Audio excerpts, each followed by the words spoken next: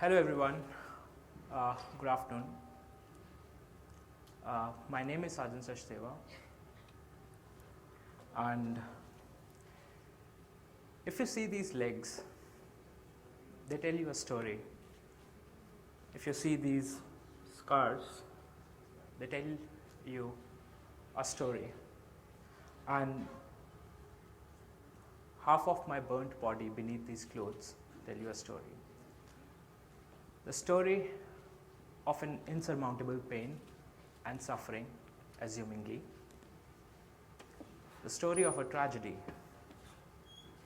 But if I had one chance in life to go back and alter a few things so that I do not have to go through that tragedy, would I do it? I would still choose this disability, because that is my story. The story of grit, determination, audacity and hope.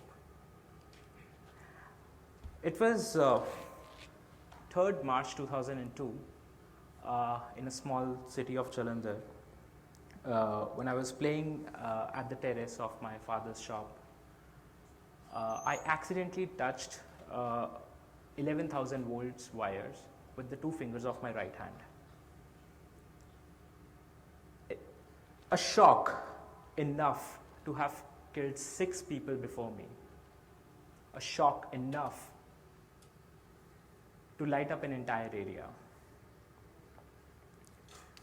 As my body felt the jolts, the sparkles from the wire fell on the grass and my whole body caught fire. So I was getting electric shock and my whole body was burning. But I was 9 years old. I had zilch clue what I was going through, and all I was worried about that I am going to get some hiding from my mom for putting myself in trouble again. And I slowly fainted into darkness, only to wake up to find my entire body burning. I could feel the flames coming out of my back. Typically, a 9 years old child has a foot of this size. My foot had shrunk to a size of a pebble due to the electric shock. And somehow I gathered the courage to drag myself to the edge and scream for help, and I was lucky enough to get it.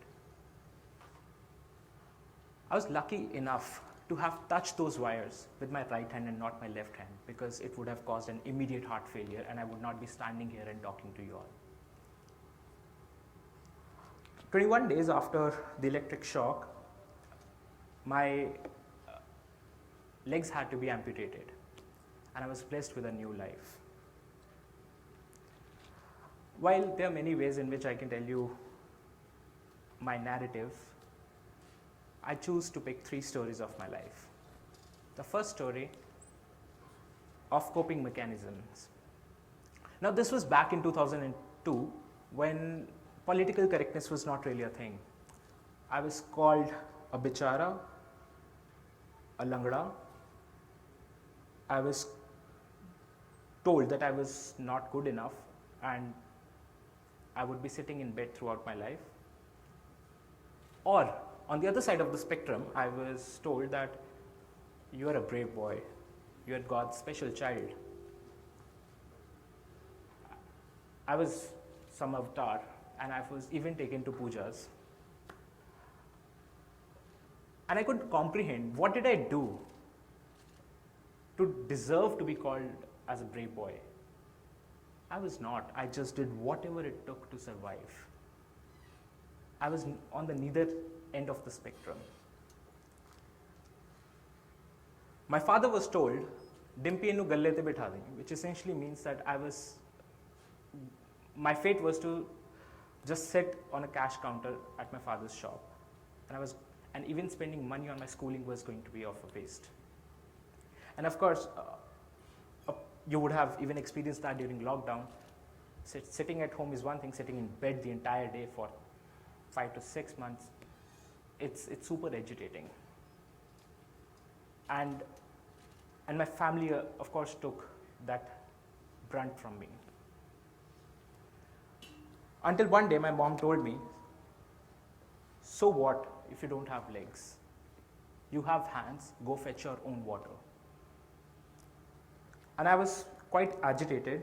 I went to the kitchen, I used my hands, I scrolled, and somehow I reached kitchen and I realized the glass was not accessible. I went back to the room, put a pillow, stood on it, got my water.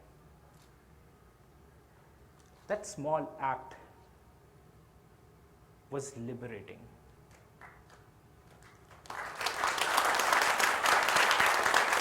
That small act of wisdom has proven time and again that all I need to do was do things differently. Now this was still 7-8 months into my amputation, and I took my dad's shoe, filled cotton in it. I was not aware of prosthetics, and this is one reason I wear shorts in public, so that no other sergeant is sitting not being aware of prosthetics. I put cotton in my dad's shoe, I stood on that, and I said I was ready for school. But of course, the result wasn't pretty.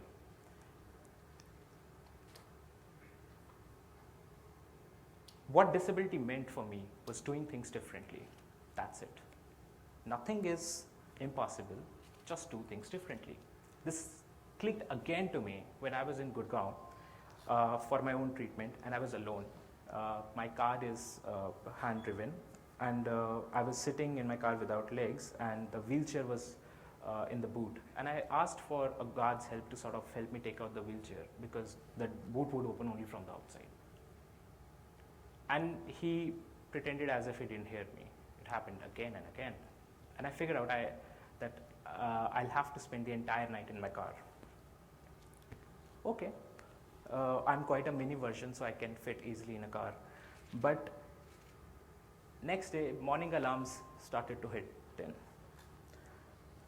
And I had to find a way to get out of the car, but I would not ask for help.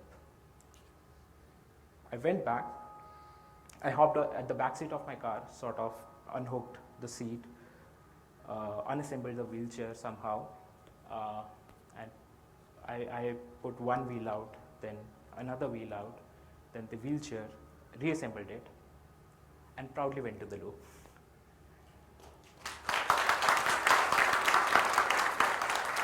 It struck me again that I could do things, albeit differently.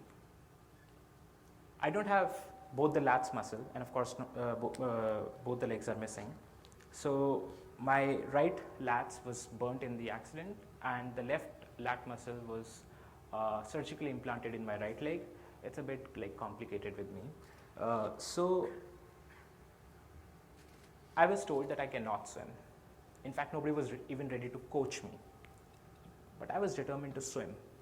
So what I would do, I would take the end of pajama, tie it to the stairs around the pool, and just try to stay afloat.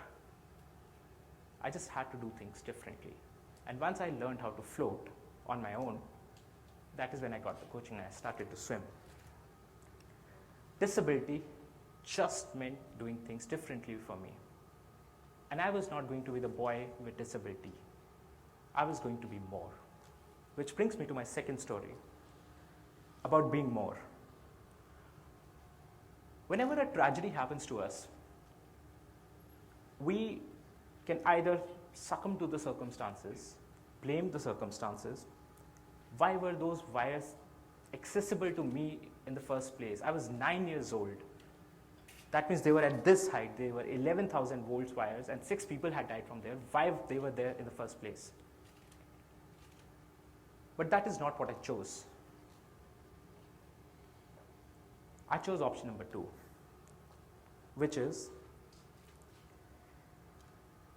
we all can write our own life's narratives. We all can choose to act differently in circumstances so that we can look back at our story and tell ourselves that we are good enough. And I wrote my own narrative. The narrative of not just being a boy with disability, but narrative of being more. Of course, I didn't survive 11,000 volts current just to be a boy with disability. I had to be more. I studied hard. to score a near perfect score in my board exams. I studied hard to crack the best commerce college in the country, SRCC, and even if it meant studying for longer hours, even if my body didn't allow that, even if it meant staying independently in Delhi when I was so dependent on my mother and my brother for all the chores. I didn't settle there. I chose to go to the best management institute in the country, IIM Bangalore. IIM Ahmedabadians can debate that, but I chose to go to the best management college in the country, even if it meant every day climbing 4 stairs of my coaching center, 4 floors of my coaching center, and getting badly wounded. I could have chosen an easy job. I rather chose to work at one of the most valuable firms on earth that kept me on my toes, with all the puns intended. Because I am not meant to be shaken. I'm unbroken. Which brings me to my third story. I was told that I cannot be loved, that I was not acceptable in the society, that my legs had a problem. The one voice I rather chose was of defiance. That was not who I am. And I was going to change that. So for me, walking even a few steps is an ordeal. I rather walked a 5-kilometer marathon after I was told so. Even if it tore my leg apart, it bled. By the way, I was the last one to finish, proudly so. Even if it tore my leg apart, I finished it. And while people were cheering for me, the only thing I could hear was my heartbeat, telling me that I was not unacceptable. I was acceptable, and I didn't have any problem in my legs. 5 kilometers. I was not going to settle for that, was I? 10 kilometers, 21 kilometers, at better timing. I kept on continuing doing it again and again and again.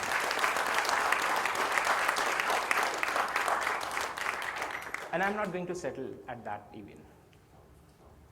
I will do full marathon very soon. I aspire to be a triathlete.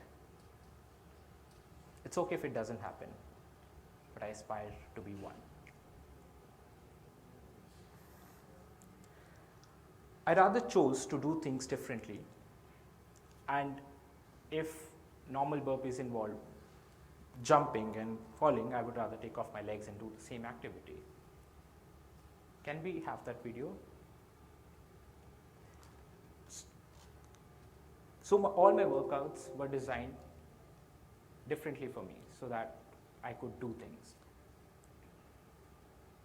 Some workouts I do after removing my legs and some are with legs. You are a bunch of youngsters, and I'm not sure if you would have seen Rocky Balboa, but there's one quote, and I'll close after that. Life ain't all about sunshine and rainbows. It's a very mean and nasty place. And I don't care how tough you are. It'll beat you to your knees and will keep you there permanently if you let it. But nobody is ever hit as hard as life. And it's not about how hard you are hit. It's about how hard you can get hit and still keep moving forward. And that is how winning is done. Thank you.